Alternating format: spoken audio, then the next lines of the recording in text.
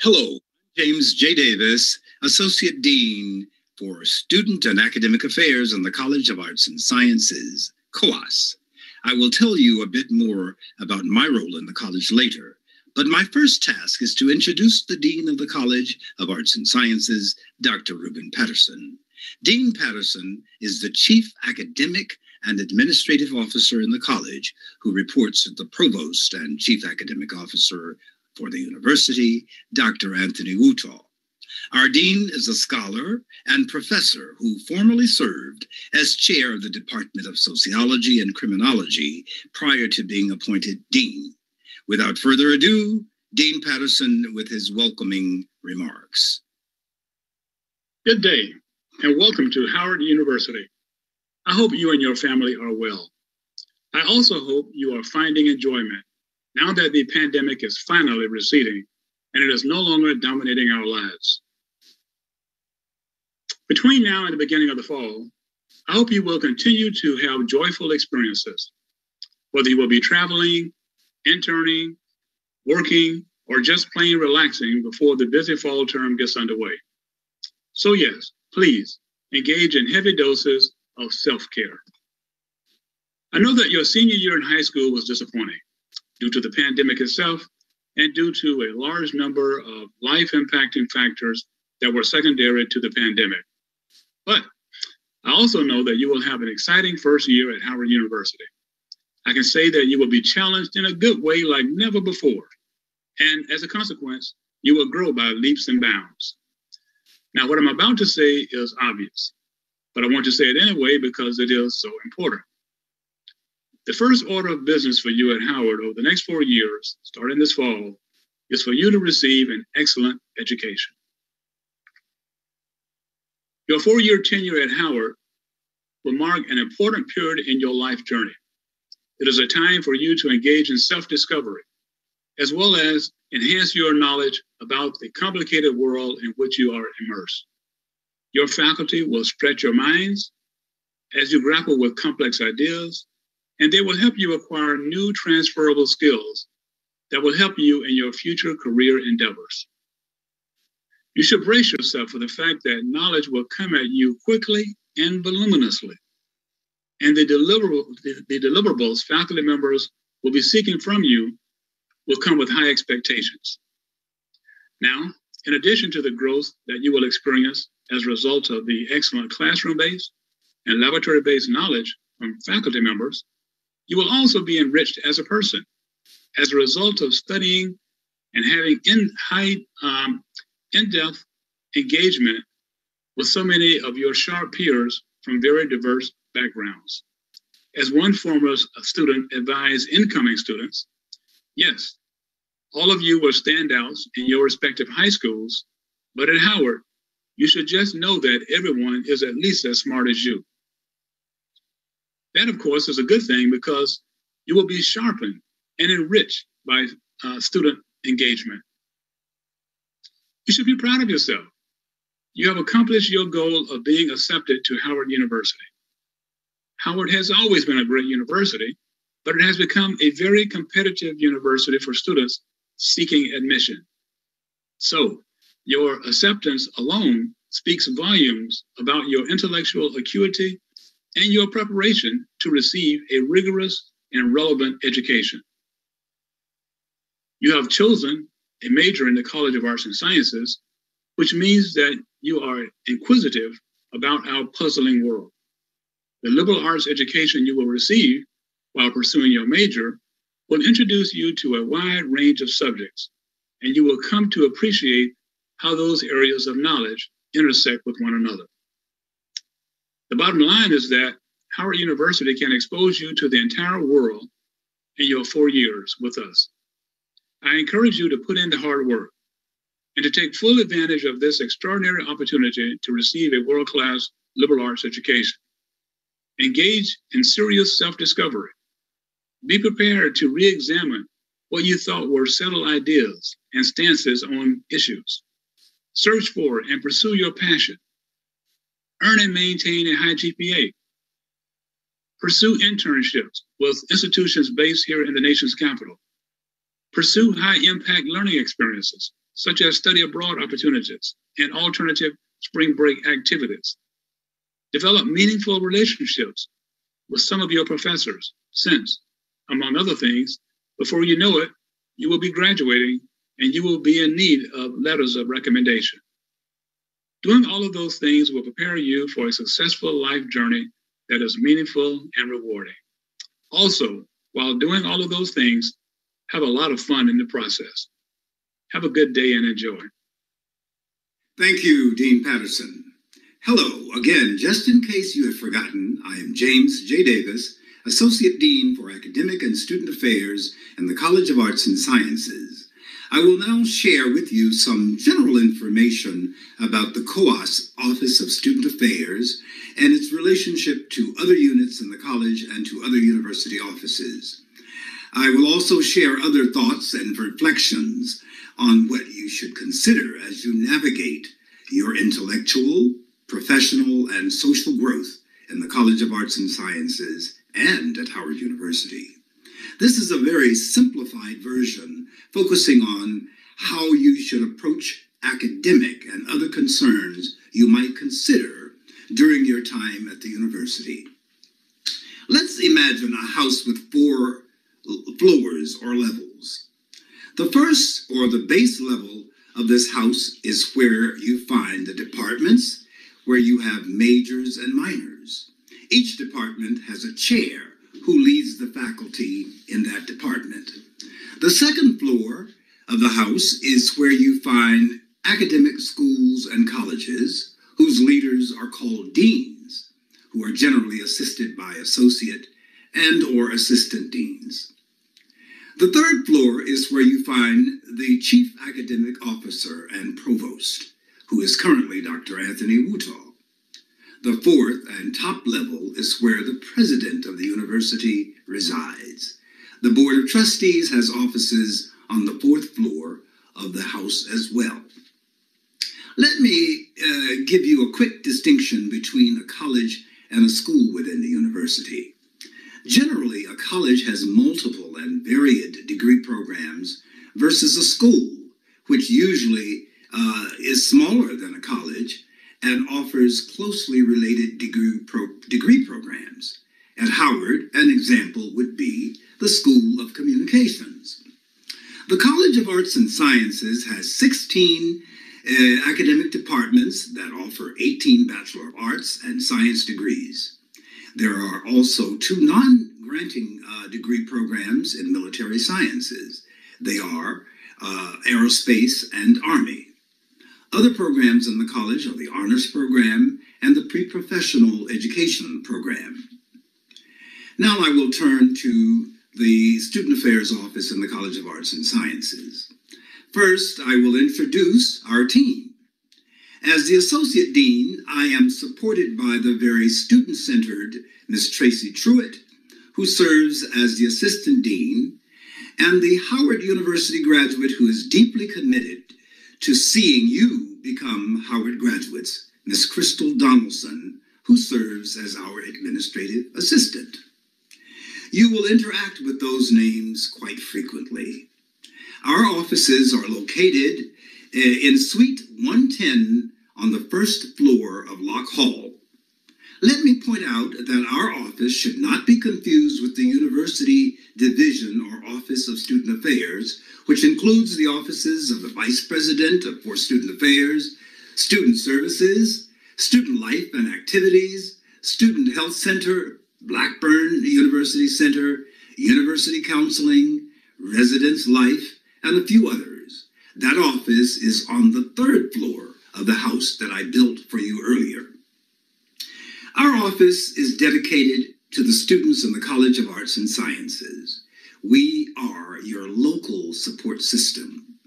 Our office stands ready to assist you and support you, our students, in academic matters, some advising, co-curricular and extracurricular activities. We work very closely with the Office of Undergraduate Studies, department chairs, and faculty to provide you with a robust advising system to enhance your academic and pre-professional profiles. Additionally, we work collaboratively with many offices and departments throughout the university to help ensure that your student needs are met and addressed. Just a note on how we work with the Office of Undergraduate Studies, which advises you on making sure you are making the correct progress in satisfying your degree requirements as prescribed by your major departments. When adjustments and changes need to be made in those degree requirements, they must be approved by departments and by my office, which represents the Office of the Dean in such matters. We will remind you of degree requirements of things like you must earn 120 credit hours to complete your degree. Ladies and gentlemen, no exceptions to that requirement. You are required to have a minor area of concentration, which is usually 18 credits in a subject area outside of your major, and that you must pass the senior comprehensive examination in your major area. Our office handles a wide variety of student academic and extracurricular activities. We, however, do not file income taxes or book your vacation travel, but let me share with you some of the things that we do for our highly valued students in the College of Arts and Sciences. Listen carefully to some of what our office can and will do. We will assist you with registration issues when necessary. Note that the Office of the Registrar does not register you for your classes. We also recommend course drops and withdrawals after the printed deadline when authentic documentation is provided. We will also support appropriate requests for total withdrawals from the university for any given semester. We approve special grade reports or change of grade reports submitted by departments. Note that change of grades must be initiated by the course instructor. We also approve course transfer credits from other colleges and universities. We conduct formal student grievances at the college level, address violations of student conduct at the college level as well. We know that none of you will be involved in this. We also prepare dean's list and recognize students with certificates. We administer student donor scholarships to qualifying students. We award the globalization fee for study abroad and other international experiences. We also communicate to students about opportunities for internships, experiential learning programs, job opportunities, external scholarships, and fellowships. Additionally, we approve advanced standing credits for courses taken at other colleges and universities. And we approve study abroad programs at the dean's level. And in addition to that, we approve readmission requests after suspension or extended absences from the university. We hope none of you are involved in that. Approved requests for increasing maximum credits, a number of credits that you can take during a given semester. And we approve, when you're finished with all of your degree programs, we approve final graduation recommendations for students who have completed their requirements and are ready to graduate from Howard University. These are just some of the things that we do, but I just wanted to introduce you to some of them so that you'll know where to go on the first floor of Locke Hall to get your needs addressed. Finally, I will make some comments on student protocols and expected behaviors, which will not apply to the overwhelming majority of you in this outstanding class of 2025. I'm sure of that. We in the Office of Student Affairs are not only concerned about your academic success, but we are also concerned about your development as professionals and future leaders in your chosen career paths. Please understand that Howard University is a microcosm of the real world, and we want you to function well in that world. We will call you out if you do not follow the appropriate protocols for addressing your issues according to protocols and professional behaviors. Again, We know that we won't have this issue with any of you. Howard business culture is rather formal. I want you to address faculty and staff with their appropriate titles, Doctor, Professor, Mr., Mrs., Ms., unless you are given permission to do otherwise. Use your best language skills in your professional emails. Don't write to me starting out with, "What's up, James?" or "Hey, dude." I'm all right with being a dude, but not in my office. Another note about your professional emails. When you write for assistance, please include your student ID number. That number is what identifies you at the university.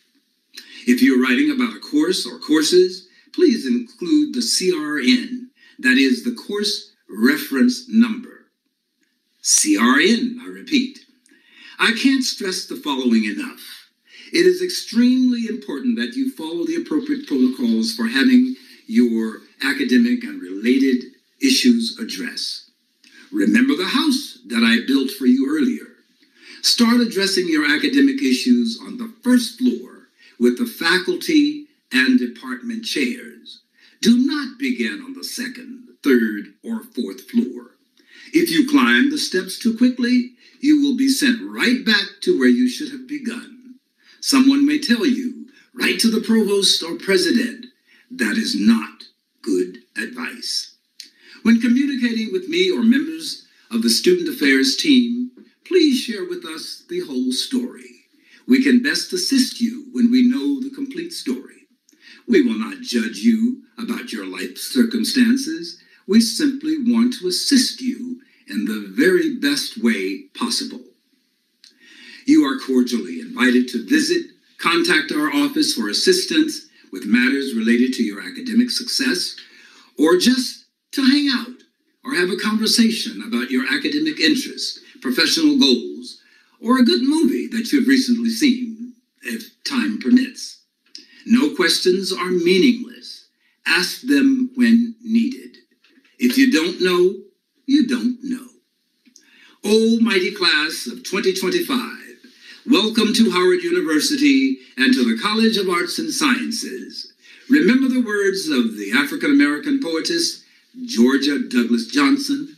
Your world is as big as you make it. Come to Howard and make your world big. I will see you later on the yard, in our office, or on Zoom.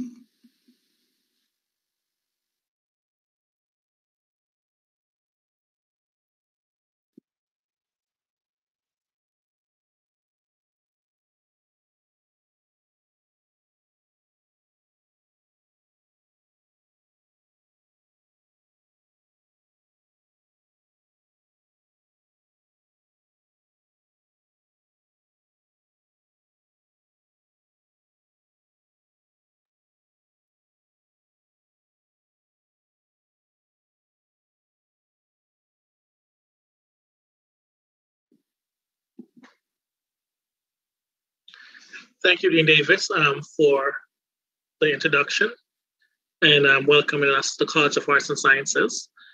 Now we're going to transition to our next presenter, who will be our Senior Academic Advisor, Mr. Byron Jackson, who will provide us with some more information on academic outcomes. Mr. Jackson?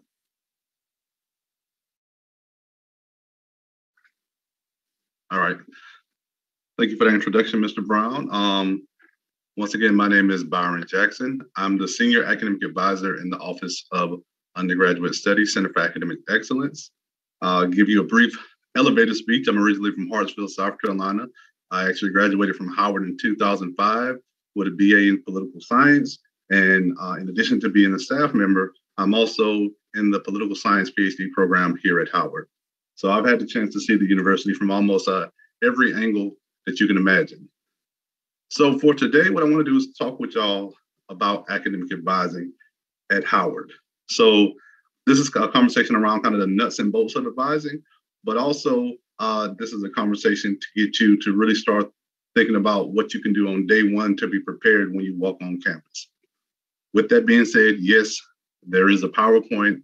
I know you probably are PowerPointed out at this time, but I promise you this is a brief PowerPoint, and it's important because it's some content I really want to share with everyone. So give me 1 second, I can share.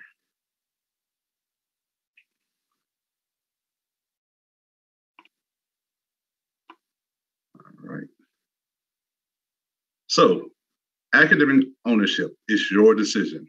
So before I get started, what I want everyone to know is that once you enroll at Howard University, once you step foot on campus, you are responsible for your academic and educational outcome. Of course, you have faculty members, you have staff, you have advisors who will support you, but the ultimate decision-making, the ultimate outcomes, what you get out of your time at Howard is totally on you. Unlike high school where the school kind of made the decisions, as college students, you take onus over your academic life, and you are responsible. Our job is to make sure that you are well informed through this process.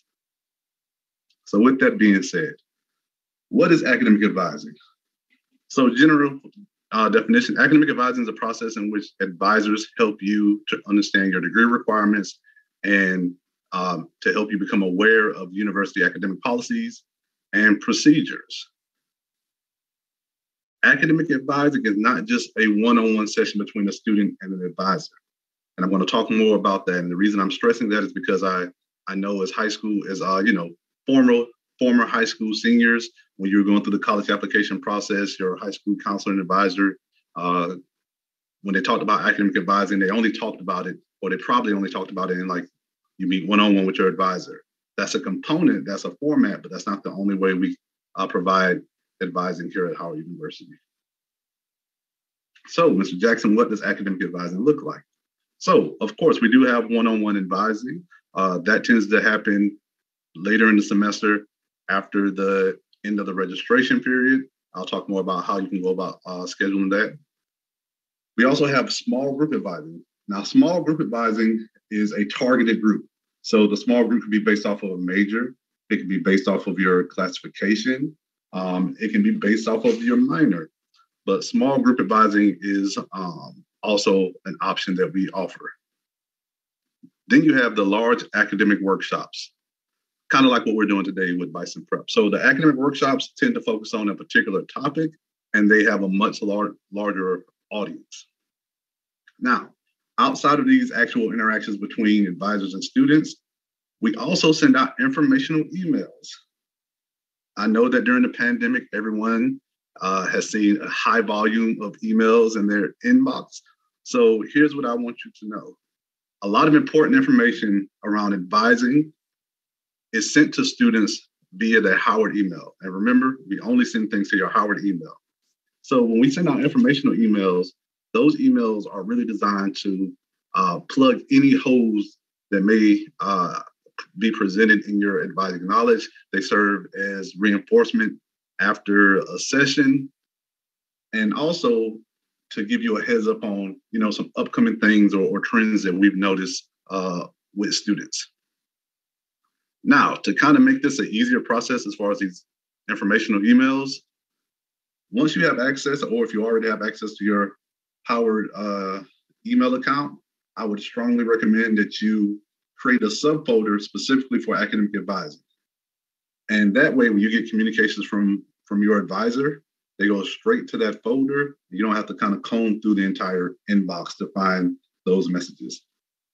So what does academic advising look like? It's one-on-one advising, it's small group advising, it's academic workshops, and it's informational emails. All of these are important. All of these constitute advising.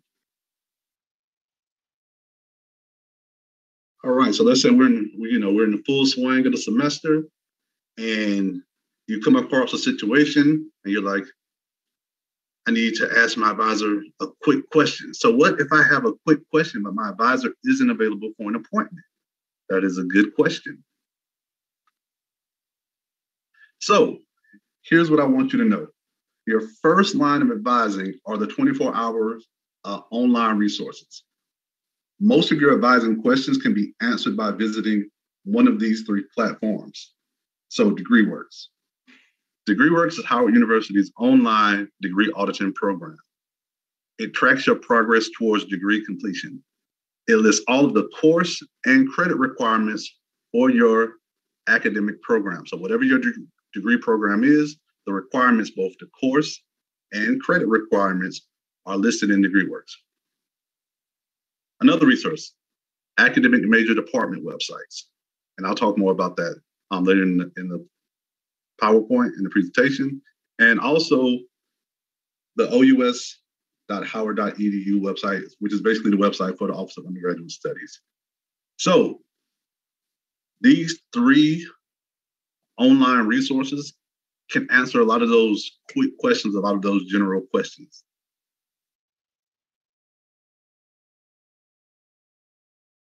So wait, what is my department's website? Another good question. So here in the College of Arts and Sciences, or COAS, as you also commonly hear it referred to, every major and minor has a department website. So why is this important? Your department website contains some crucial information that you should know kind of offhand, and you should know how to access it. So first, your department website has a list of faculty members and their email addresses. It provides a history and mission of the department. It provides a laundry list of important information, everything from internships to scholarship information. It makes announcements around lecture series. It provides course description, and your department website also contains your department bulletin. We're going to underline department bulletin. So you might be saying to yourself, so what is a department bulletin and should I have a copy? So think of it like this. Your department bulletin is a guide to understanding and completing your major. Within the department bulletin, it provides course descriptions, degree requirements, a list of elective courses. It provides information on suggested courses. And some have a breakdown as far as a guide that you can use in course selection. Yes, yes, yes, you should have a copy of your department bulletin. So your first action item for today is at some point to visit your department website and to download your department bulletin. This should be the first item in your personal advising toolkit. All right, OUS. You've mentioned OUS several times, Mr. Jackson. What is OUS again? So OUS is the Office of Undergraduate Studies. What I'm going to focus on within OUS is the Center for Academic Excellence. But just to give you kind of a very brief overview of the OUS, OUS provides a list of services for students. On the OUS website, you can find out how to access those services. So on the OUS website, you'll find Bison Advisor. Bison Advisor is the online platform that we use to reach out to students, to conduct campaigns and invite you to schedule appointments. This is also the portal that you will use to schedule an appointment with your advisors. It has information on online academic advising resources. It provides you information on online tutoring resources, scholar development, orientation and transfer information, graduation clearance, workshop archives, and a list of frequently asked questions and answers.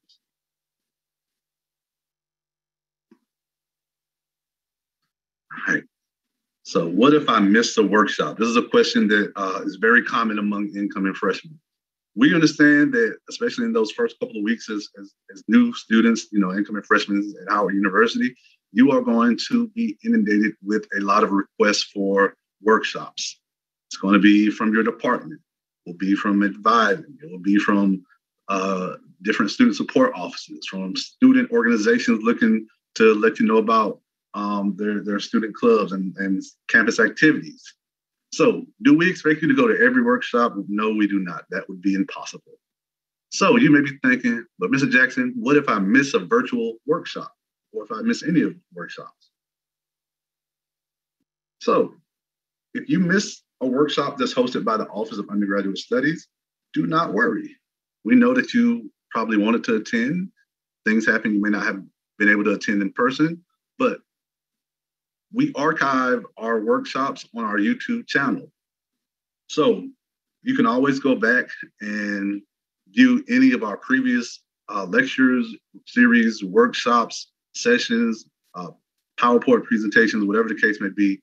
You always have the ability to visit our YouTube channel and to at your own leisure, look at the most recent workshop that we've hosted and that's been posted, or also, like I say, you can go back and look at some of the other ones to kind of see what have been other important advising topics that we've covered.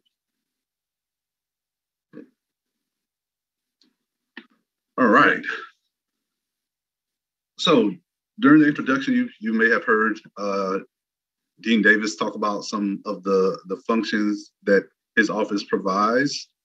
And you may be thinking to yourself, okay, I may want to change my major, or, how do I do things around transfer credits? How do I get these forms? Yes, you do need forms to go through all of the processes here at Howard University, everything from changing your major to declaring a minor, whatever the case may be. And yes, the forms are online. So let's talk about these forms. These forms that you will use while you're undergraduates at the university are Registrar Forms, and they're located on the website of the Office of the Registrar. Now, and you will get access to this PowerPoint when you go back and review these links, you'll see there's a whole list of forms on the registrar website. So don't get overwhelmed. I am going to focus on the 3 most common forms used by undergraduates and underclassmen here within the College of Arts and Sciences. The first form is to change a major, minor, and concentration form. Now, this is the form that you use. Let's say you're undecided and you are in a intro to econ course and you really enjoy that econ course and you've done some research, you visit the department website, you've talked with an advisor, and you're thinking about declaring econ as your major. Well, this is the form that you will use to make that declaration. This is also the form that you will use to declare a minor. The second most common form is the Intra-University transfer form. Now, the difference between the Intra-University transfer form and the change of major is this. Your change of major form is used to move within COAS. So you're already a COAS student, you're looking to declare a COAS program or change it to another COAS program. The Intra-University transfer form is if you have found a major outside of COAS. So you really enjoy that Principles of Speech course, you've done your research and you are thinking about entering into the School of Communications, you go through all the process, this is the form that you will use. So anytime you're looking to change not just your major, but also change colleges within the Howard University undergraduate enterprise, you would complete the Intra-University transfer form. Please note that every program that's outside of COAS, if you're looking to enter, has entry requirements. The requirements vary from program to program, but there is a credit requirement, a GPA requirement, and oftentimes a combination of the two.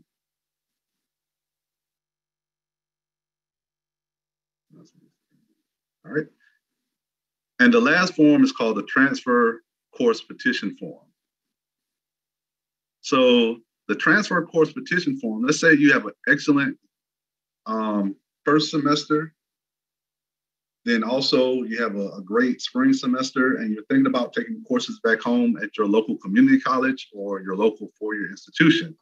Well, before you register for those non-Howard courses, you want to complete the Transfer Course Petition.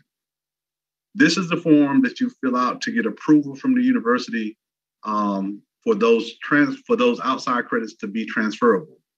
So before you register for any course that's a non-Howard course, you want to make sure that you have that course pre-approved. You do that by completing the Transfer Course Petition. All right, so you might be thinking to yourself, okay, Howard does provide me with all the information and tools that I need. And you would be correct. Yes, Howard does provide you with all the tools to be great.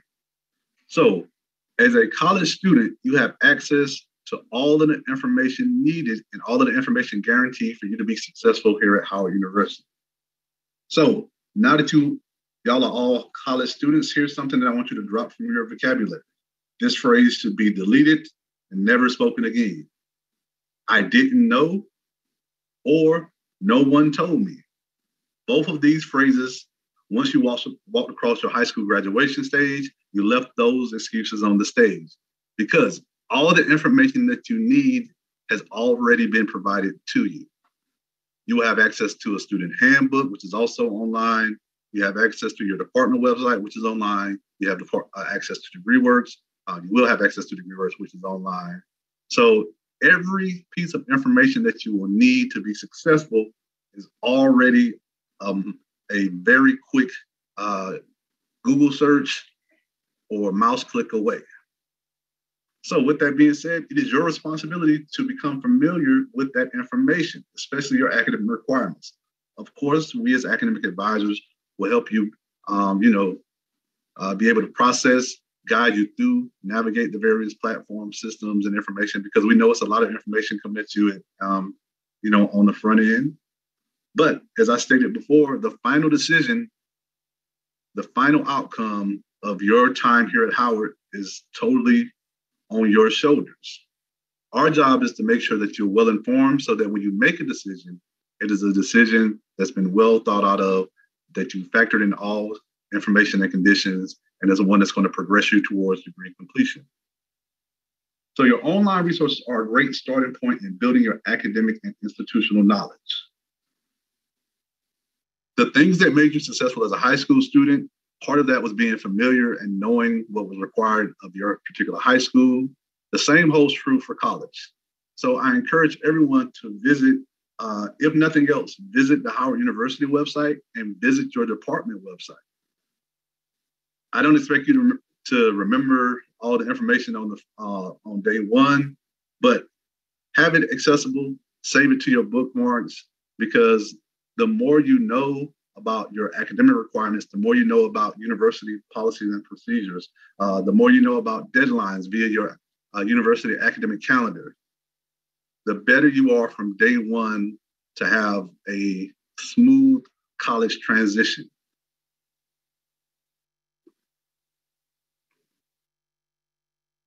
So this is just all the links that I went over. So once you receive access to today's session, you will have access to this, so you can, at your own leisure, go and review all the links. All right. So with that, once again, I would like to thank y'all for joining us here at Bison Prep. You've probably heard it a million times. You're going to hear it 1,000,001 from me. Welcome to Howard. Welcome to the Mecca. And we look forward to seeing you in the fall in whatever platform or format that may be.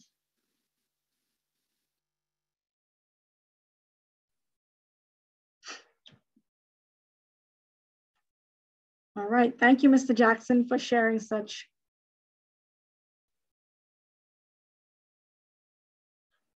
pertinent information with our students. We will now be moving into the question and answer portion of our program today. My video, trying to get it back on. Hopefully it will come back, but I know you can hear my voice. My name is Josanne Douglas. I'm the Associate Director in the Center for Academic Excellence. And today I would like to introduce our panelists this afternoon. We have Ms. Shonda Young. She is a Senior Academic Advisor in the Center for Academic Excellence. We also have Mr. Joshua Rideau, Student Success Counselor in the Center for Academic Excellence. Also are represented from the Office of the Dean in the College of Arts and Sciences, Ms. Tracy Truitt. All right, so please place your questions in the Q&A feature of Zoom. So please place your questions in the Q&A section and we will get to those questions. But before we get to your questions, I want to start by addressing some of the more popular questions that we've been getting over the past week. How do I register for classes? Ms. Young, would you like to take that one? Sorry, yes, I will take that. So welcome, congratulations to everyone who was accepted into Howard University first and foremost. Let me explain to you what happens when you enroll as a first-time in-college student at Howard University. As of right now, all students will be registered for their classes by their academic advisor. During that time, we will receive your name, your ID number. If you have transfer credits, if you've taken the math placement and the English placement, we will then use that information to create a schedule based on the major you intend to pursue. Now, you will not have the opportunity at this time to speak with an advisor during the registration process. It is quite a few students, so we don't really have the time to individually talk to each one as we're making a schedule. However, we are reviewing all of the information that you submit in order to create a best first year schedule that we can. Your first year schedule will be a basic schedule, and it will be comprised of courses that even if you decide to switch your major at any point, those courses will likely be able to transfer into the new major as well. So they will be comprised of your first English course, your math course. Everyone at the university is required to do a African American cluster. So everyone will likely have some form of an African American cluster course. That could be Intro to Black Diaspora or Intro to African American Studies, or you may have Black Women in America. We also will put you in at least one major course if possible. If you are a poly major, that might be Intro to Political Science. If you're a sociology major, that might be Intro to Sociology.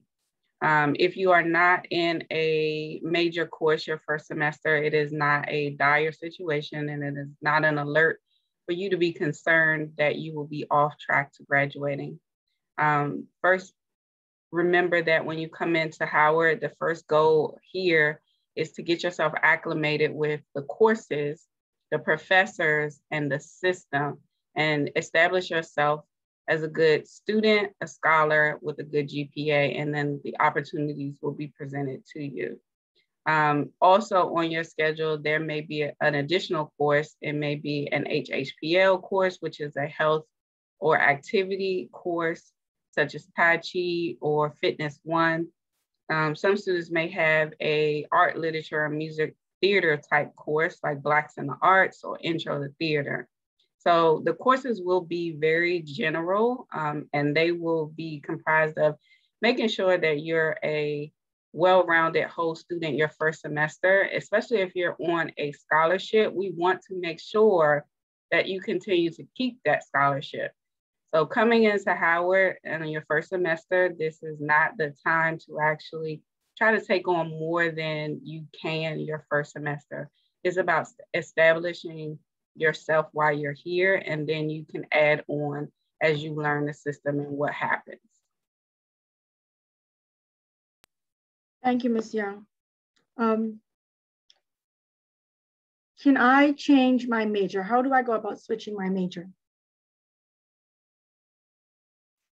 As of right now, no students can switch their majors, okay? There are a lot of reasons why you cannot switch your major at this time. Remember, the first thing that I said is you're going to be put in basic courses, which will allow you to use those courses in any major you intend to pursue at a later date.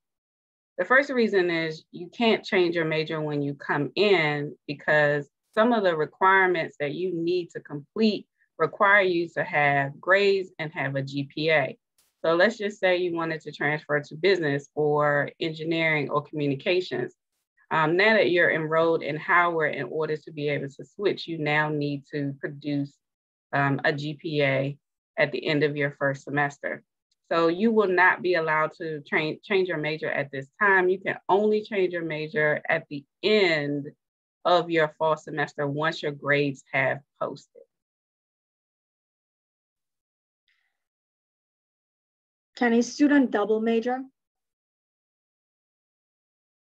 You can double major within the College of Arts and Sciences. You cannot double major outside of the College of Arts and Sciences. So you cannot do a theater and a political science double major at this time. However, if you want to double major within the College of Arts and Sciences, I do not suggest that you try to change your major to a double major right away. Come in, again, start with your first semester worth of classes, find out what interests you, and then have a conversation with an advisor, because it may not be a requirement for you to actually have a double major. We are in the College of Arts and Sciences, and we do require that you have a minor. So you may have the option of taking those same amount of courses just as a minor. And also some career paths and things that you actually want to do don't require a double major. It just sometimes it takes about 6 to 12 credits extra in a particular subject, and that would be considered a minor as well. So before you decide that you want to do a double minor, I first encourage you to wait and then have a conversation with an advisor about if it's feasible, if it's reasonable for you to double minor, because that may extend your time here as well if you're picking something that's totally different from what your first major may be. Thank you, Ms. Young. So is it mandatory to take the math, English, and foreign language placement exams? Mr. Rideau, can you speak to these specific exams, and English and math included? Thank you. So the math and English placement exams are what you want to take starting off, specifically because they're going to be the scores that are used to place you. Now, the foreign language exam is only for students who may have prior experience in a foreign language. For example, you may have taken a certain number of years of Spanish at your high school, and you feel you have a certain level of fluency. And so in that case, you can take the foreign language exam to advance past the intro level of that language. The foreign language placement exam will allow you to place higher in the language scheme. And at Howard University, you need 4 levels of a foreign language. So 4 semesters, levels 1, 2, 3, and 4 of a same language. So the placement exam just allows you to skip further past level 1. But the math and English exams are going to be necessary to ensure that you are placed in the appropriate language, international language level of difficulty for that program. Thank you.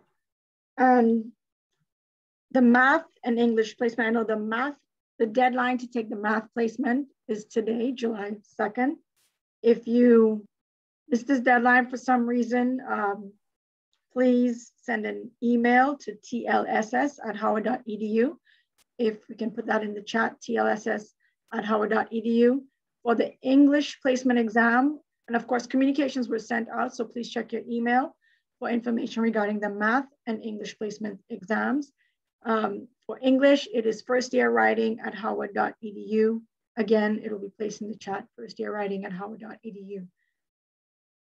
Can someone speak to transfer credits and students who want to know if it's mandatory that they do take these exams if they have incoming transfer credits?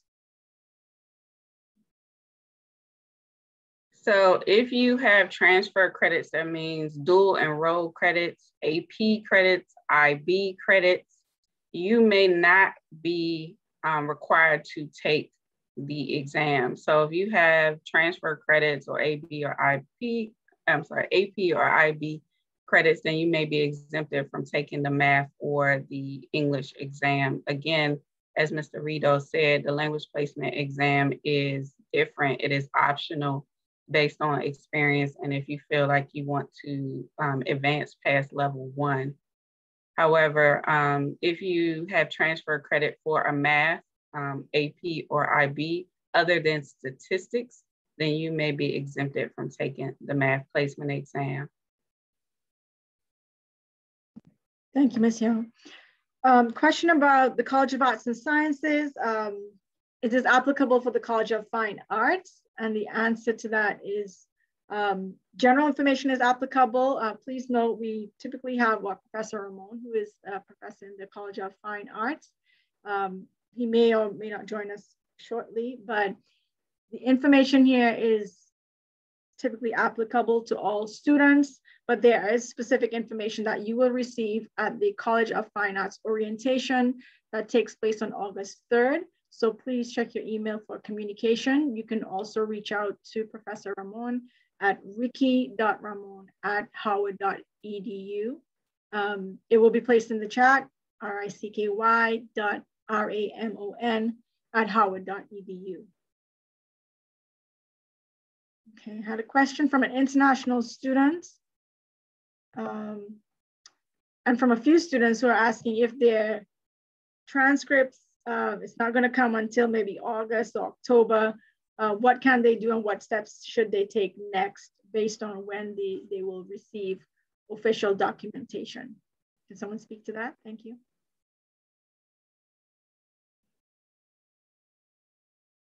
If you have AP, IB, or transfer credits that may be coming later in the semester, as of right now, there's nothing you can do. Again, you won't have the opportunity to actually speak with an advisor when the schedules are being made. However, you will receive notification when your schedules have been created. At that time, if there are some courses that you have transferred in or are pending transfer credits, then you can let the advisor know at that time. Now, if you would like to know, because there are some questions in the chat of how to access your Howard University transcript, this will house where your transfer credits are, including your dual enroll, your AP, and your IB credits. So you would log into Bison Web, and then you would go to Student Services, and then you will go over to your right where you will see Student Records. When you click on Student Records in the right-hand column, you will see Student Academic Transcript. When you click on that, if you continue to click until it opens, you will see any transfer credits will be the first courses that you see as you open up the transcript. The rest of the transcript will be blank because you don't have any currently fall classes listed. But if the whole thing is blank, that means that the transcript is likely still being processed, and to continue to check in that location up until August. If you don't see anything in August, then you can make a note to contact the Office of the Registrar to find out if they received your transcript and if it is in the process of still being evaluated. Thank you. When will we be assigned academic advisors? So right now you will not have, or you will not know who your advisor is because we are working collectively to make schedules. And then the fall semester advisor assignments are then assigned, and then your advisor will then send you an introductory email introducing themselves to you. And at that time, you can communicate with them, and they will release their schedule and let you know when the group advising sessions and if they're holding individual advising sessions. So it's really not dire for you to meet with them as of right now. I know that when you're in high school, a lot of the counselors will say, you know, go introduce yourself to your academic advisor, let them know what your careers and your goals, and you're happy to be working with them. However, for the first couple of weeks of classes, we will be working with you to make sure that you have what you need and for you to actually go to class and get acclimated and get situated. And then once Ed Drop period has ended, that is the perfect time to actually schedule a sit down with your advisor to go over academic plans. We also have a YouTube page where we actually do group advising sessions, and we record those sessions so that you can actually go in and get ahead of the game, learn how we plan out or map out for the semester for each major. If you're coming in and you have not received your community invite, Ms. Josanne or Joshua can explain more about the community invite, but that is a place that you can go and find out all of the information you need to know about your major, and it's being reviewed and managed by advisors. So if you have specific questions related to those things, they can answer those and put that notice up for everyone to see. Yes, thank you, Ms. Young. So as Ms. Young mentioned, each student in the College of Arts and Sciences is a member of their major community group. So psychology, you'll see psychology 25 or economics 25. You are a member of that group on Microsoft Teams. You should have received in your email, your Howard email, an automatic invitation that you can accept. An email was also sent out. And some of you would have attended our advisor introductory webinar meetup last week, where you received a meeting invite as well that was sent automatically to your Howard email.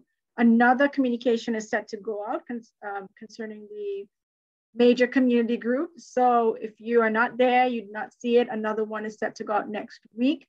So you can access your community group. You will see a note from your advisor or an advisor at this time.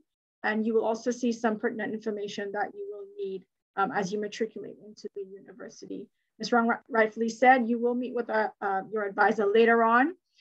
The goal or the focus right now is to ensure that you have taken the math placement exam, the English placement, you are successfully matriculating into the university, meeting the requirements as set forth by our Office of Enrollment Management.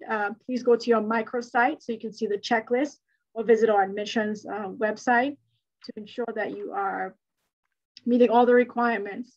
For example, your Med Proctor, that's critical for you to complete and upload as well. And once you have done so, your advisor will register you.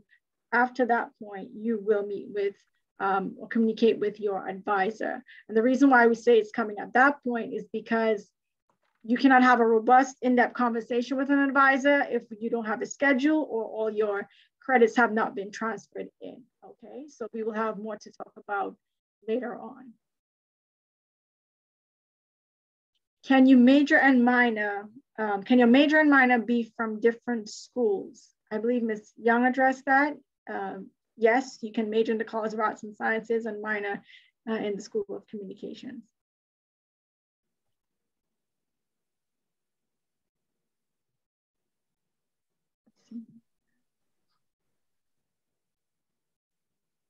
When will our schedules be done?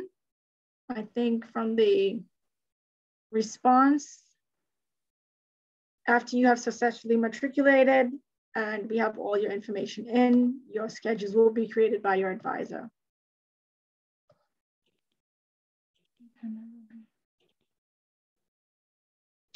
I have a question here. As a veteran dependent, when will we be able to meet with a Veteran Affairs or Veteran Benefits personnel? Does anyone want to take that? I can quickly address that. So that will be our student help. That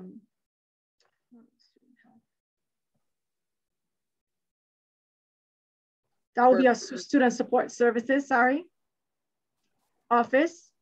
I will post contact information because we do get some questions regarding other departments, and we will direct you accordingly. So if we do not have the answer for you, we will steer you in the right direction. I will post a slide with key contacts for our departments here at Howard University who would be the appropriate contacts at this time. But before I do so, or while I do so, I have Professor Ramon and he has joined us. So I will have him talk about the College of Fine Arts. Hi, everyone.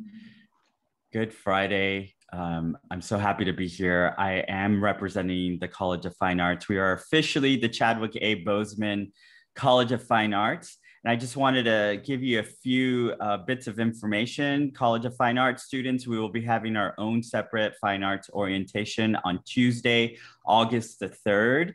I will be sending out more information in the coming weeks, so just mark that in your calendars. Secondly, if you need any information specific to theater arts, please reach out to me. I will put all of this information in the chat box. Reach out to me, Ricky Ramon.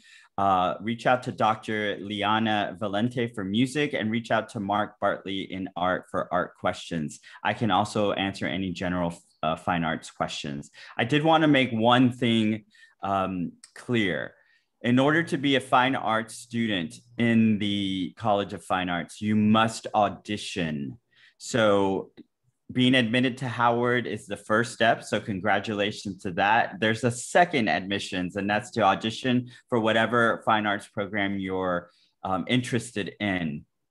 There are some minors where you don't have to audition, but you still may need to do an interview. So be sure to look at everyone's website. All of our audition, interview, portfolio submission information is on everyone's website. And again, I'm going to put this in the chat box, but you must audition, whatever format that looks like for whatever area you're auditioning for. You must audition and get in to be in the College of Fine Arts. Thank you for having me. Thank you, Professor Ramon. Related to that question, Professor Ramon, there's a question about if an individual is not accepted into fine arts, meaning they did audition and were not successful, how are they assigned classes? That may be a better question for Ms. Young or Mr. Rideau. Can I, before one of you answers, can I just say something? We have had students that will audition again. For instance, musical theater and acting and dance, we all have our auditions. We have these auditions called last call auditions in August, and they're usually the week prior to school starting. Sometimes they've been the first 2 days of school starting in August. So for those of you who want to give it one last chance or didn't know you had to audition and want to be a part of the College of Fine Arts, I will be providing some information with that too. Shoot me an email, that way I can have you on our mailing list. But there is an opportunity to still audition for those programs. I'm not sure about art or music, and you can ask them as well if they'll be having a last audition in August, but there is an opportunity for this year. But we have had a handful of students who in their middle of their first year, I want to be an actor, or I want to be a director, I want to be a musician, and they want to switch their major. That is a possibility as well. But remember that you have to audition, and you also have to take in consideration that you may lose an entire year, because the majority of our programs are BFA programs, which stands for Bachelor of Fine Arts, and they are pre-professional training programs, which means you need to be in the program every year for 4 years. And so if you get in as an entering sophomore, you will start with the first year cohort and still need to complete every year for 4 years. So you may add a year if you decide to, and we've had students do that. They're like, of course, it's worth it. And then we've had students like, maybe not, right? So it's all up to you, how much time you want to be at Howard, how much money you want to spend at Howard. So just take that into consideration. But I'm going to put all of this in the chat box, and email me if you have any questions, please. Thank you. I will say to Ricky's comment that we have had students, I've had personal students who started off auditioning for fine arts but did not make it into the school. And actually, we helped them. Well, one particular student, I helped her actually become a communications major and a fine arts minor.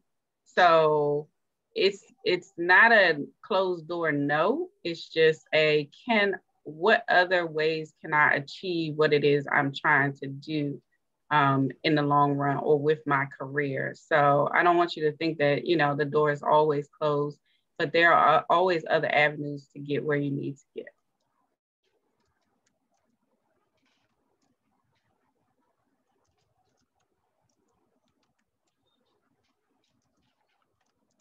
Thank you, Ms. Young. If I submitted my SAT score, do I still need to take the English placement exam? From my understanding, those students who submitted their SAT do not have to do the English placement exam.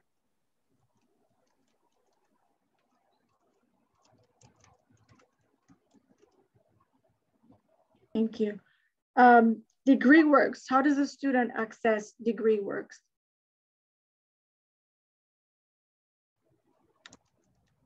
If you are new to Howard, as all of you may have, but you may have gone on Bison Web and kind of played around. If you go onto Bison Web and you click on Student Services, and then you click on Student Records, if you go to the middle column at the bottom, you will see the link for DegreeWorks, and you continue to click that until your degree actually populates. For incoming students, however, that option may not be available to you at this time. Most times students will not be able to access that until schedules have been created or they have midterm grades or the semester has completed. So if you click on the link and it doesn't work as of right now, please don't be alarmed. That is normal for all incoming students. If you're a transfer student coming in, your DegreeWorks may not populate until you actually have grades for your first semester. And then your transfer credits, as well as all grades achieved in that fall semester, will then populate.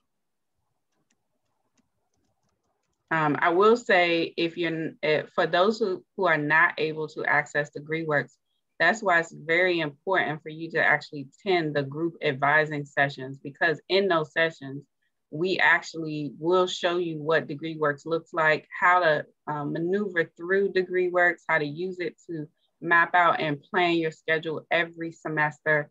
And again, these sessions are recorded. So if you want to know what the group advisor sessions look like, feel free to go to our OUS YouTube page and you can view the ones that we've created for biology, psychology, health sciences, majority of the natural science majors, and the COA social science majors. Thank you, Ms. Young. Before we continue with the questions, I'm going to share the contact information for some of our departments.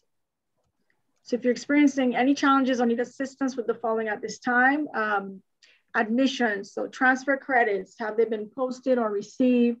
That's the admissions office. You can email registrar@howard.edu. Our Bursar office, any questions concerning billing and payment, understanding your bill, receipt of any outside scholarships or direct payments from government or military, etc.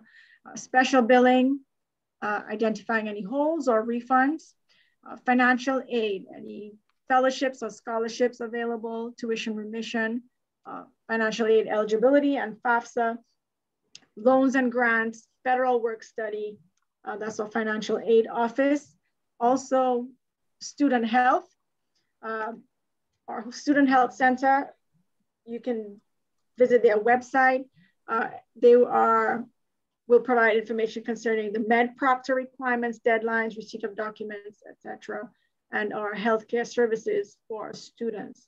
Housing, any questions concerning housing, please go to our housing website to get information about fees, deadlines, move-in dates, etc. They also have a Twitter account, so you can follow them. They do post from time to time, so key information if you want to follow residents' life. Student support services. I know we have some questions about ROTC and military. And I would let one of the advisors speak to that in terms of the schedule and the program, but military and veteran services, please reach out to our student support services office. Disability support services, testing, accommodations, student wellness and extenuating circumstances, and our university counseling services. These are all under the student support services umbrella, and the contact information is there for your convenience. You can take a picture of this. It's also available on your major community group. Auxiliary services, any questions concerning your meal plans, your Bison One card, the bookstore, books, vouchers, etc. And finally, our ETS, technology department. Any technical issues, you can email the help desk at howard.edu or call the number there, and a ticket will be created for you and someone will get back to you to assist with any technology issues, okay? All right, so can one of our panelists speak to our TC, getting a schedule, and that program specifically? Thank you. Which program? ROTC. The question, I have a specific question about contacting an advisor about adding ROTC. So, in regards to ROTC, you'll get a regular schedule, and then ROTC, once you have your orientation with ROTC, they will tell you exactly what classes you need to add to your schedule. At that time, you can email or speak to an advisor to have your schedule adjusted. And that's specifically for ROTC. And you must have the CRN numbers for the courses. And they usually will tell students exactly what the name of the course and the CRN for which you need to register. Thank you, Ms. Young. Can I submit my AP scores even after I took the placement test? So I guess it all depends on what you score on either. That will be a question for the English department. Please reach out to firstyearwriting@howard.edu in terms of which score they're going to go with. But yes, definitely you can go ahead and submit those scores. Ricky has a question about when should students expect to hear back about audition decisions? Great question. From what I know from theater arts, most of our coordinators, because we have 5 BFA programs in theater administration, technology theater, tech theater, dance, acting, and musical theater. And most of our area coordinators get back to our students as soon as possible. In the performance majors, musical theater, dance, and acting, we tend to have what is called a callback. You do an initial audition, and then we narrow the list down and we have you come back and do a callback. And it's usually at that point where you have a one-to-one conversation with an interview with the coordinators, and then they let you know like a day or two after that. I know that for music, there are some, especially the music performance majors, they act the same way. And then art asks for portfolios. So that takes a lot longer. I was told that some art professors are still working on portfolios from spring auditions. And I believe they finally finished all of those, I think, mid-June. So it takes a long time. It depends on the process. It depends on the major and how the audition or interview or the admissions process looks like for each area, but most tend to have a quick turnaround. So for last call, for instance, in August, those of you doing last call, we'll tell you that day because we need you to go back and meet with an advisor and change your entire, sorry, advisors.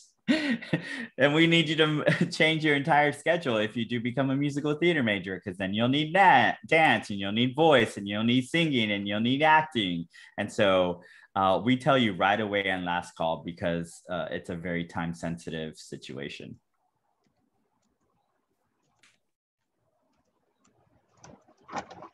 Thank you.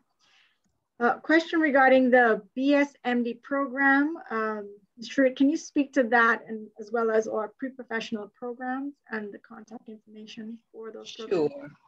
I did put that I'll put it in chat, but Ms. Julie Andrist is the coordinator of the pre-professional program.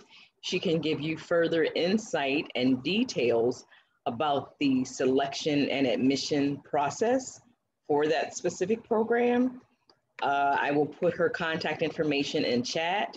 They will be having their own orientation soon, their own orientation program soon. So you certainly want to connect with her as soon as possible to express your interest in that program. Was there a second part to that question, Ms. Douglas?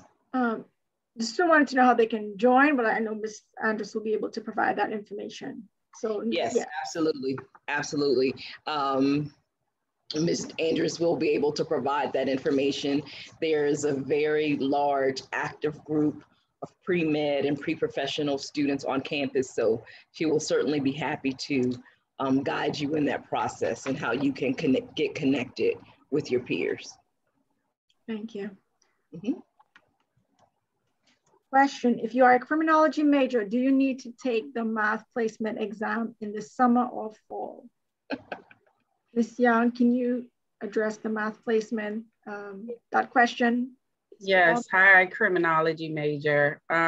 You do need to, I highly recommend, and I believe we're requiring all incoming students to actually take the math placement exam in the summer.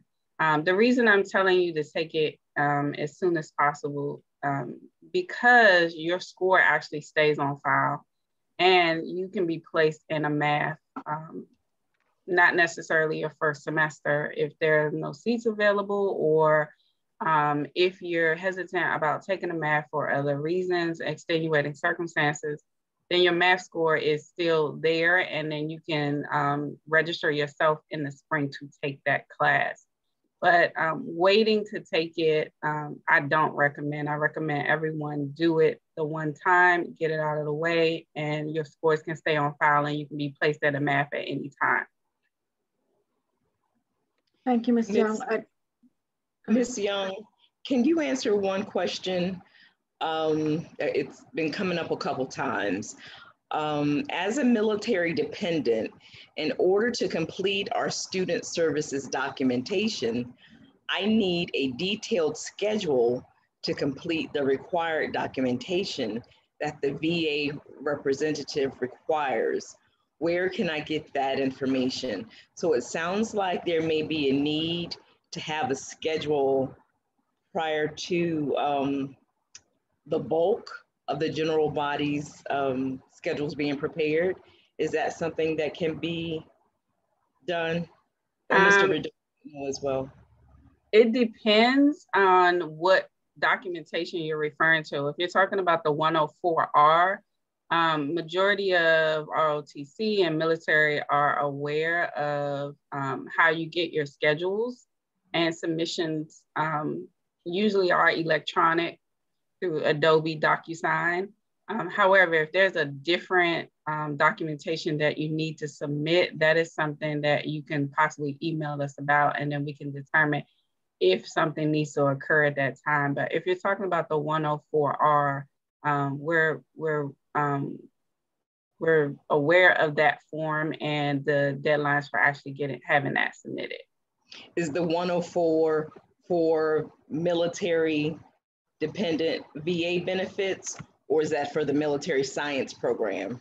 That is for military or going into commission officers, but I didn't hear that last part about the benefits. So okay. If you're doing the military benefits, then it's likely that we'll need something from the military specifically to be able to create a schedule and a time frame, and we need a deadline for when that would need to be submitted. Thank you. Thank you, Ms. Young. Okay.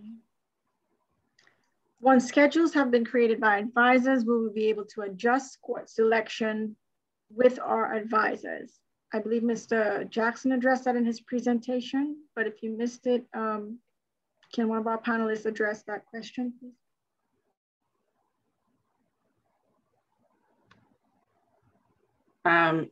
Yes, for adjustments on extenuating circumstances, we will make adjustments. For example, if your AP scores or IB or transfer credits were received late and you're currently in a course that is the actual transfer credit, then we will adjust your schedule for those instances.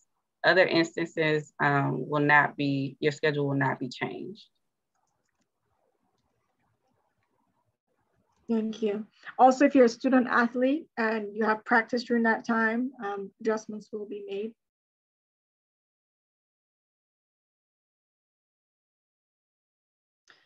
So we have a copy of the slides after the Zoom meeting. The entire presentation will be made available. I believe our tech person, Mr. Patrick, will put that in the chat for you.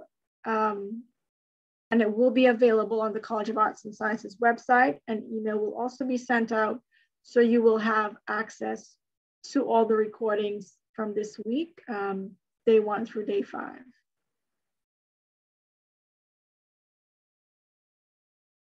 If our major requires foreign language, do we have to take the placement exam?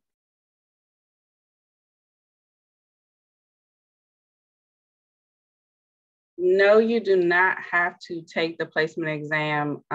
If you want to take the placement exam because you feel that you can, you are better than level 1 in a proficiency level, then you can take the placement exam. However, you do not have to. You can start at level 1, and the only goal for the foreign language is that you make it to the level 4 proficiency, or level 4 completion, I would say. So if you take the placement exam and you test out of a language level, so if you test out of 1 and 2 and you're placed in 3, then you only need to complete 3 and 4. However, you did not sit for those language credits for 1 and 2, so you will have to replace them with other classes. But remember, the language placement exam is for those students who feel that they are proficient in a language and do not feel like they should be starting at level 1. If you have taken language in high school, but you still don't feel comfortable to be higher than level 1 and you want to start at basic level 1 for college level, then you can do that. You are not required to take the language placement exam. Thank you, Ms. Young. Again, please place your questions in the Q&A section, not the chat. We will be responding to you on the Q&A portion in writing. If you don't get a written response, we will be responding to you verbally. Thank you.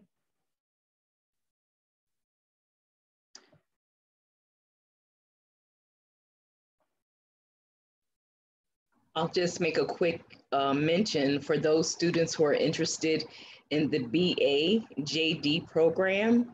I'll be putting Dr. Hogan's contact information in the chat. He is the director of the BA JD program and can give you further guidance on that. Thank you.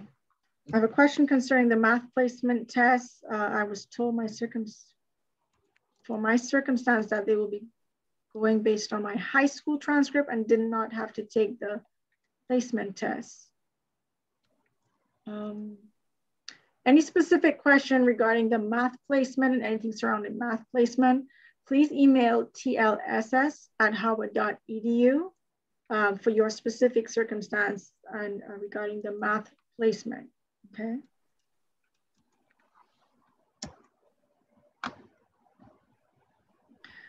Questions about housing, vaccine requirements. Again, our housing department, the information is on the slide.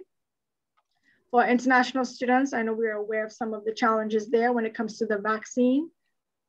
Please look out for the emails and the communications from our International Student Services Office. As more information becomes available, you will be updated on the decisions that were made. When is first tuition due? Again, that is a question for Versa. You can go to their website. Oh, we also highly recommend that you download the academic calendar, the university's academic calendar for key dates and deadlines. You can quickly go to Howard University's website and search University Academic Calendar. It's the 2021-2022 calendar. And I'd reiterate the importance of familiarizing yourself with the university calendar. All of the dates that you'll need to know to plan for the year are there, whether it's for deposits, registration periods, add drop periods, when the residence halls open, when they'll close for the term, the dates for our vacations, everything you'll need to know to plan. Some people will ask, how soon can they purchase their airline ticket to go home? Well, that's based on your schedule and the university's calendar. So it's things like that the calendar is just super essential for. I absolutely concur with Ms. Douglas about the importance of downloading it or at least bookmarking it. Thank you, Ms. Truitt. If we haven't already done so, can we put the link to the university's academic calendar for our attendees? Can we put that there in the chat so they can quickly grab that? The link to the OUS YouTube channel is also there on the chat side for all. So information that we've spoken about, you can quickly grab that, the links on the chat, including the emails that we have mentioned. I have a question about the the community groups. So if you're having technical difficulties, if you can specify what difficulty in terms of accessing the group, make sure that you're trying to access your current group. I will also wait to get that follow-up email next week where I know the codes are going to be included. So that way you will be absorbed automatically into the group and you don't have to do the request to join the group and get admitted. Please ensure that you are also clicking on the right group if you're a psychology major and that you're not trying to get into the sociology major group. Each major has a specific link next to it. So just make sure you're getting access to the right group.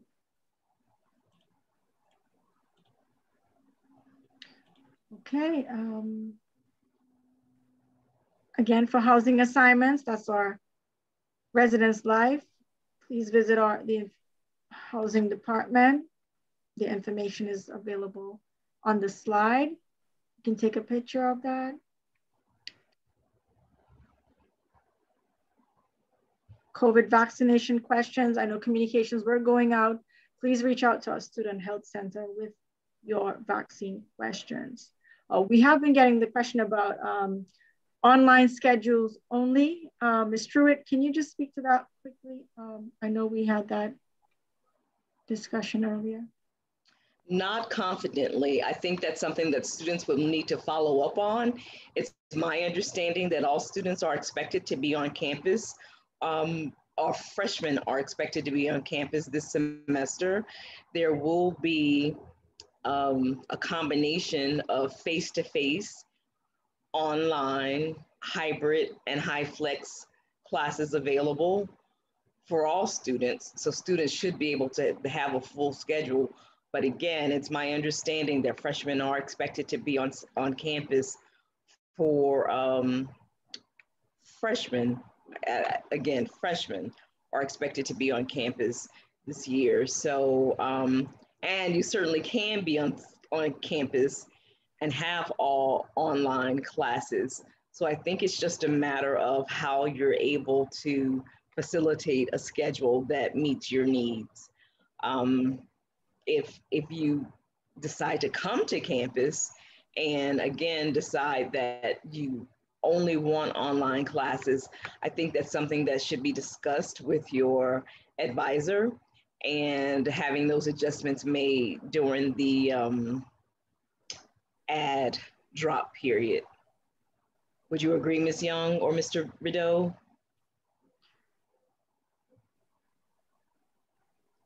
I would say, as you stated before, that all freshmen are expected to come to campus as of right now, which was designated by the Howard Communications and the president. As far as wanting only online classes, that has not been completely determined at this time with advising. However, if it's feasible or there's extenuating circumstances on why you would need that, then that can be something that can be explored.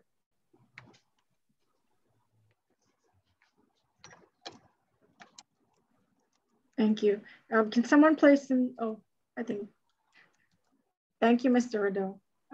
So the link to the university's academic calendar was posted to the chat. Where can I find the curriculum guide for majors? Again, as Ms. Truitt mentioned, please familiarize yourself with the university's academic calendar, but also the website. All the information, a lot of your questions can be answered by going to the university's website.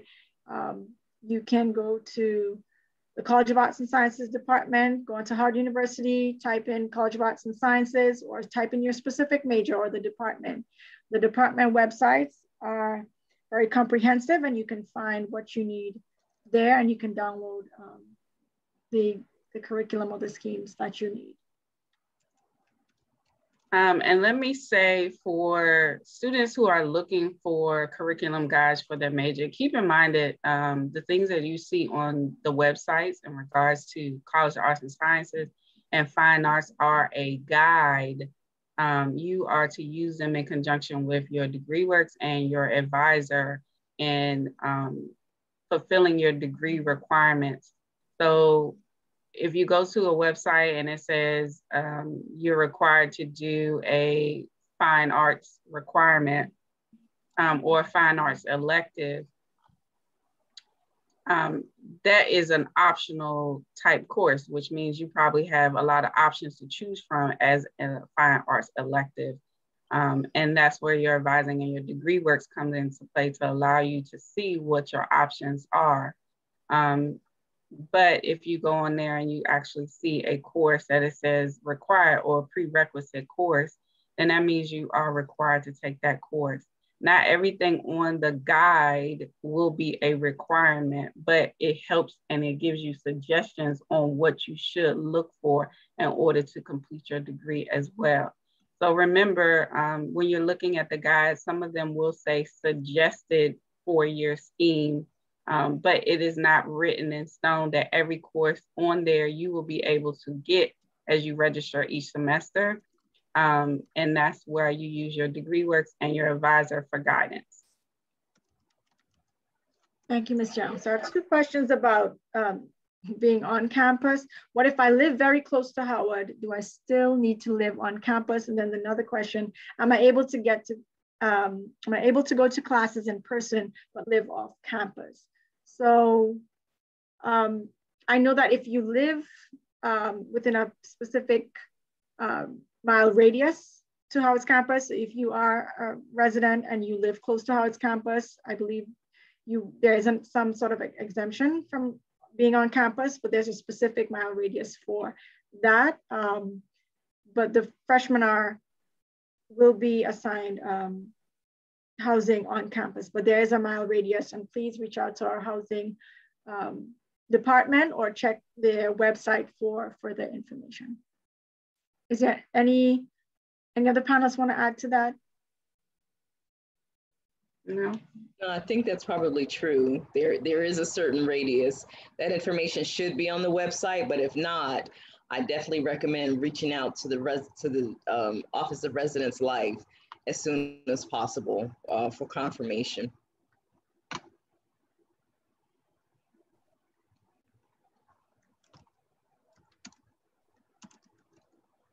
Right. How do we waive the health insurance fee if our medical records were deemed compliant?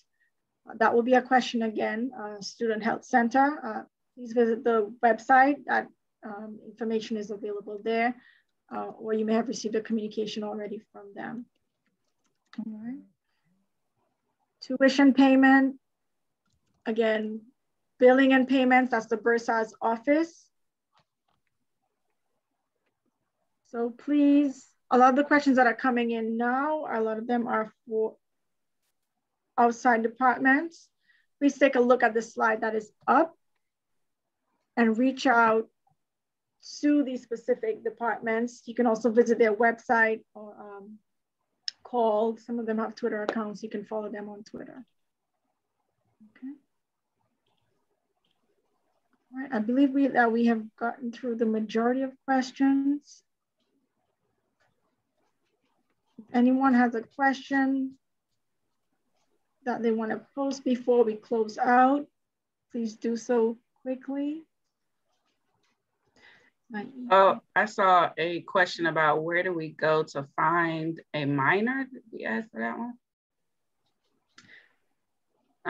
If you are looking to do a minor within the College of Arts and Sciences, you can go to the College of Arts and Sciences website for Howard University, which has a list of all the minors. You also will have access to C minors in your degree works when it is available. Usually, majority of the majors can also be minors as well. You have until about the end of your sophomore year, which is that spring, to decide what you want your minor to be. My advice, if you do not know what you want your minor to be, is to take the first year of your freshman year to determine what it is you actually want to do with your degree when you graduate. For example, when we give you a basic schedule, again, it will have English, it will likely have math, it will likely have your Afro cluster course, another general education course such as like poly or history, and maybe a major course. So if we put you in Intro to Political Science and you are a criminology major, that Intro to Political Science is also the first course in a major and a minor. So if you like that course, then you may think, okay, I will make this a minor. So the courses that you receive that are general education courses are there to help you broaden your horizon and think about what you may want to minor in. Also, a minor can be seen as the second option. So if you got accepted to Howard and you put in leisure studies, political science, and criminology, and you were accepted as a political science, then you also can choose either the leisure studies minor or the criminology minor. If you so choose, if that was your second option, that will allow you to take classes in both things that you really enjoy. I do advise all my students to pick a major, regardless of what they actually want to do when they graduate, that they can be successful in.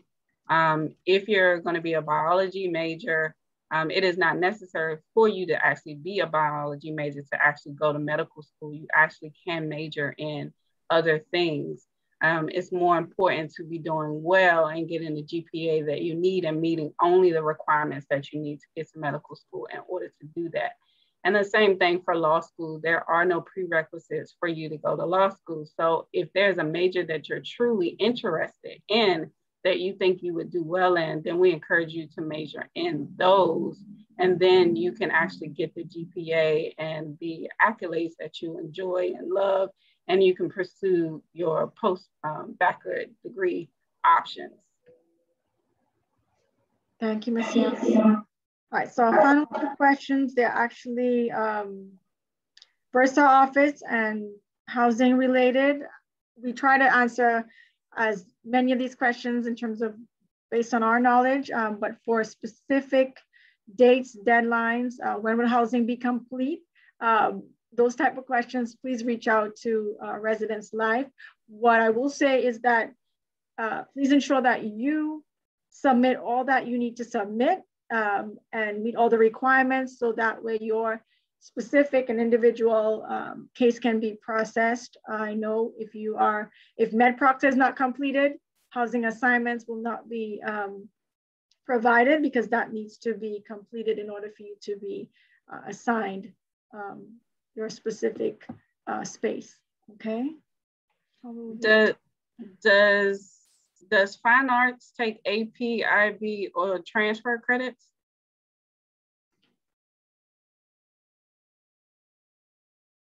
I want to say we do. Okay. For all of the students who will be reaching out to various offices to get answers to specific questions, as Dr. Davis mentioned earlier, please include your Howard ID number in all university correspondence. It's extremely helpful to the person on the receiving end to be able to easily identify who you are by number and therefore easily access your files. Thank you for that, Ms. Truitt. And as a follow-up to that, please ensure that you are sending a communication from your Howard email.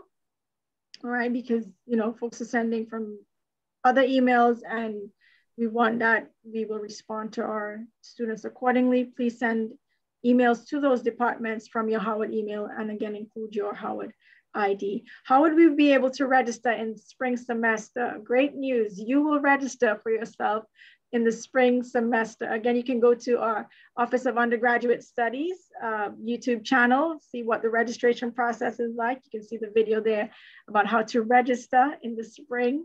You get to pick your courses. So the first 15 credits, we promote GOT 15, right? If you take 15 credits every semester, you will graduate on time. You will have that 120 credits at the end of your 4-year period. If we register you this semester for those number of credits, you have an entire, 105 credits left to decide what courses you want to take later on. So yes, you can look forward to registering for whatever courses you want thereafter this first semester. There was a question about taking classes in the summertime. If you are admitted into Howard University and you are trying to take summer courses, or if you have taken summer courses at another university, then the process is still the same. You still would need to submit your transcript to Howard University in order to have those transcripts evaluated to determine if there are equivalent to Howard courses. Thank you. Ms. Young, is that question related to taking courses this current summer or as a Howard student in subsequent summers, because the process is different? Yes, so if you are a current student and you have taken courses, many are first time in college, first time at Howard, and you've taken courses over the summer and you want to transfer them into Howard, then that would be submitting your transcript. At that time, you could be considered advanced standing, and a form a form might need to be completed by your advisor in order for those courses to be transferred in. Now, if you are a current student, once you've already been here and you've done a semester and then you want to go home and you actually want to take summer courses while you're away for the summer, then we have a different form that allows you to actually get approval, or I won't say approval, but I'll say it basically gives you permission to actually take the course and gives you notification that it is equivalent to an Howard course. So then you can feel confident to go and actually take that course at another university.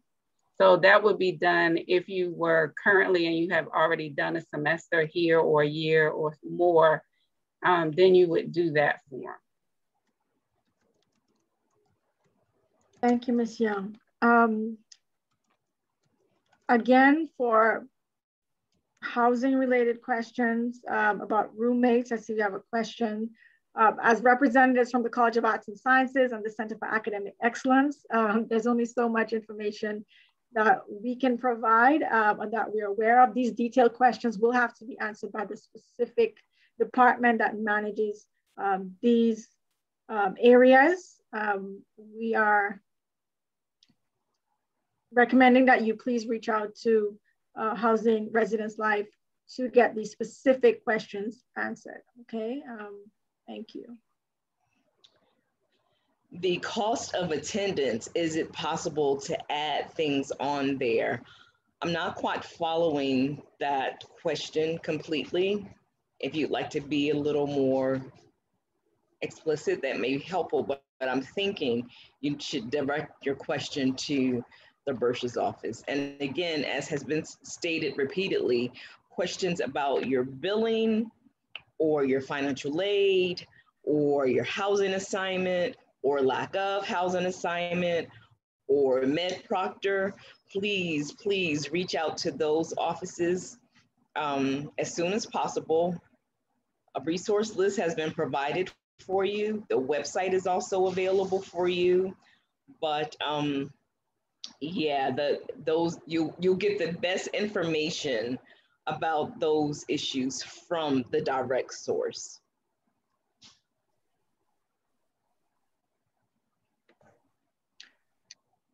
All right, thank you so much. We will be wrapping up our Q&A today. Please visit the website and check your email again for information. If you need specific questions answered, I want to thank you all for joining us. Thank you to the panelists, deans, everyone who has been managing the chat as well. Thank you for attending. The videos will be available. I believe Patrick, will you be putting that in the chat, the link to this session? Yes, the link is already in the chat. Okay, the link to the session is already in the chat, and you can also see our presentations for the entire week on the YouTube channel. So please check that out.